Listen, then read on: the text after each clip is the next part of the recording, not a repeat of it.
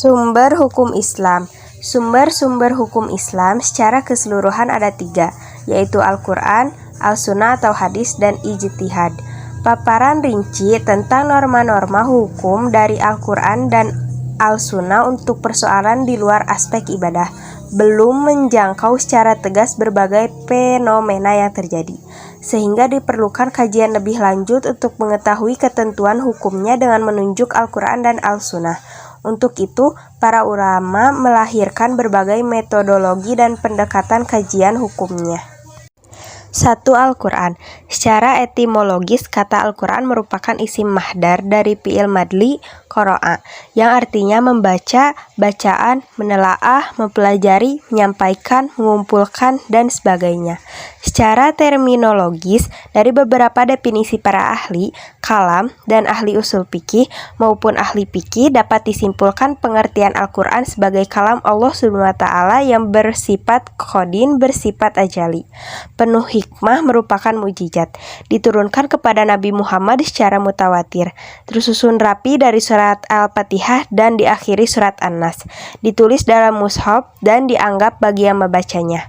Dari total ayat Al-Quran yang mencapai 6.360 ayat, hukum menurut versi perhitungan Abdul Al-Wahhab Khalaf yang dikutip Harun Nasution hanya mencapai 368 ayat atau kurang lebih 5,8% dari total keseluruhan ayat-ayat Al-Quran. Distribusi ayat-ayat tersebut adalah sebagai berikut. 1. Aspek ibadah madhah, seperti sholat, puasa, zakat, dan haji sebanyak 140 ayat.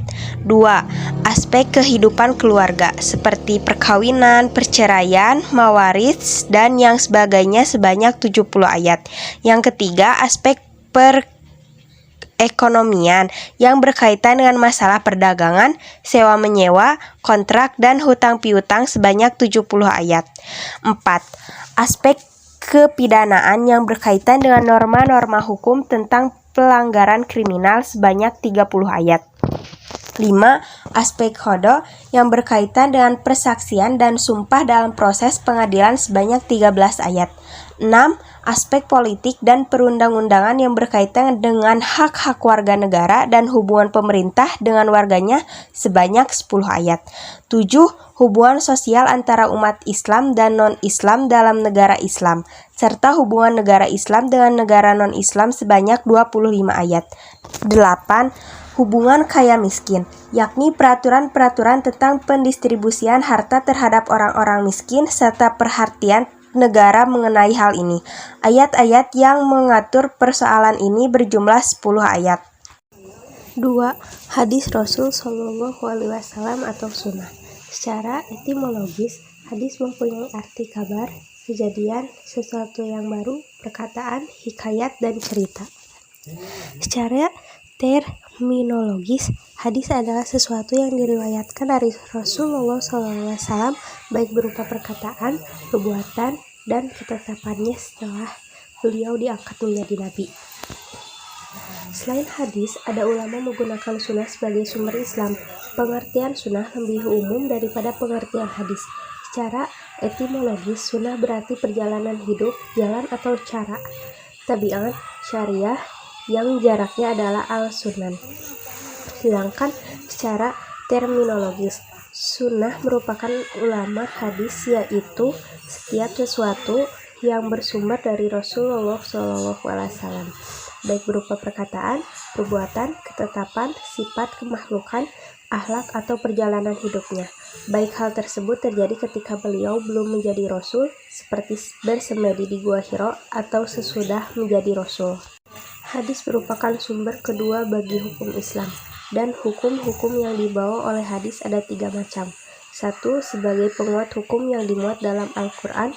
2. Sebagai penjelas atau keterangan terhadap hukum-hukum yang dibawa oleh Al-Quran dengan macam-macamnya penjelasan, seperti pembatasan arti yang umum, merincikan persoalan-persoalan pokok, dan sebagainya. 3. Sebagai pembawa hukum baru yang tidak disinggung oleh Al-Quran secara tersendiri. Dari segi banyak sedikitnya orang yang meriwayatkan, hadis dibagi menjadi 3, yaitu 1. Hadis mutawatir, yaitu hadis yang diriwayatkan oleh sejumlah banyak perawi yang secara kebiasaan tidak mungkin mereka bersepakat untuk berdusta sejak tingkat awal sanad sampai akhir sanad. 2. Hadis masyhur, yaitu hadis yang diriwayatkan oleh banyak sahabat, tetapi tidak sebanyak orang yang meriwayatkan hadis mutawatir, kemudian menyamai tingkatan mutawatir pada masa-masa sahabat dan pada masa-masa sesudahnya. 3. Hadis ahad, yaitu hadis yang diriwayatkan oleh satu orang atau dua orang atau lebih yang tidak terpenuhi syarat mansyur atau mutawatir. Langkah-langkah Rasulullah memberikan penjelasan terhadap ajaran-ajaran Al-Quran, baik melalui perkataan ataupun perbuatan visual, telah memperoleh legalitas dari Al-Quran. Bahkan dalam hal ini Tuhan menyuruh umat manusia untuk mengikuti perintah serta anjuran-anjurannya. Hal ini terlihat pada ayat 59 surat An-Nisa yang berbunyi, artinya, hai orang-orang yang beriman, taatilah Allah dan taatilah Rasul-Nya, dan ulil amri di antara kamu. Kemudian jika kamu berlainan pendapat tentang sesuatu, maka kembalikanlah ia kepada Allah atau Al-Quran dan Rasul sunnahnya.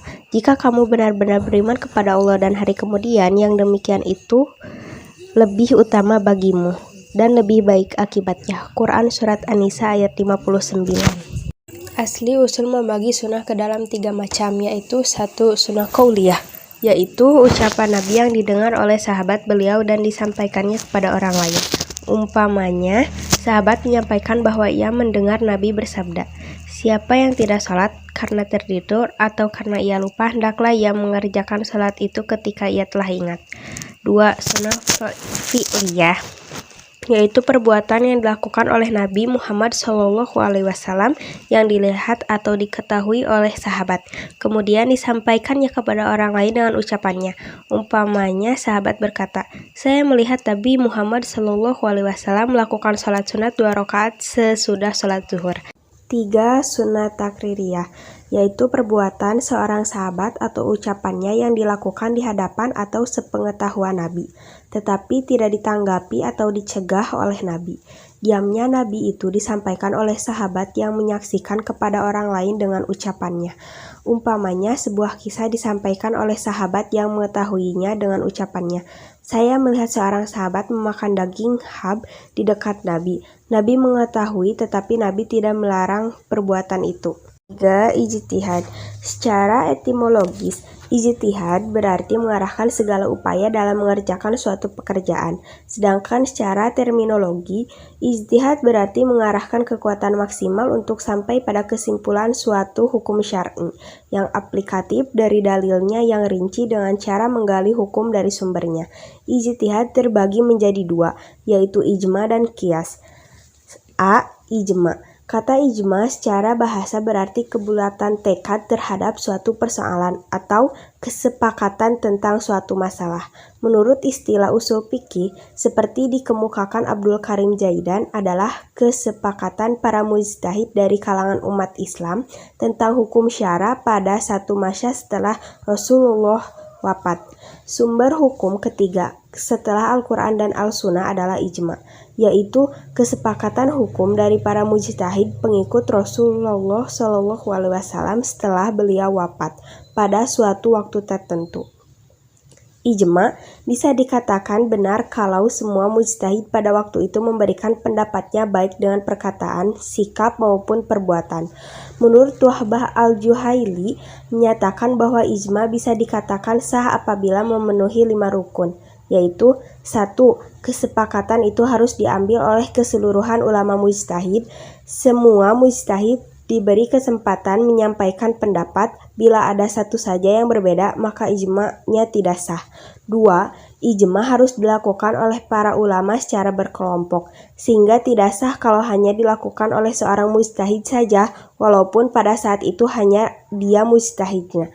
3. Tidak boleh terjadi ijma muqarrab, yaitu perpecahan pendapat yang membentuk kelompok kecil sehingga terdapat 2 atau 3 pendapat dengan 2 atau 3 kelompok ulama. 4. Semua pendapat ulama harus jelas baik dengan perkataan dan perbuatan. Bila ada yang tidak jelas secara ideal, ijma tidak sah. 5. Para ulama harus dapat menghasilkan keputusan hukum pada saat mereka melakukan pembahasan.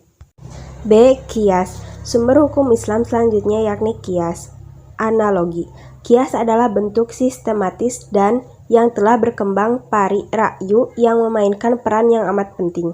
Sebelumnya dalam kerangka teori hukum Islam Asy-Syafi'i, kias menduduki tempat terakhir karena ia memandang kias lebih lemah daripada ijma'.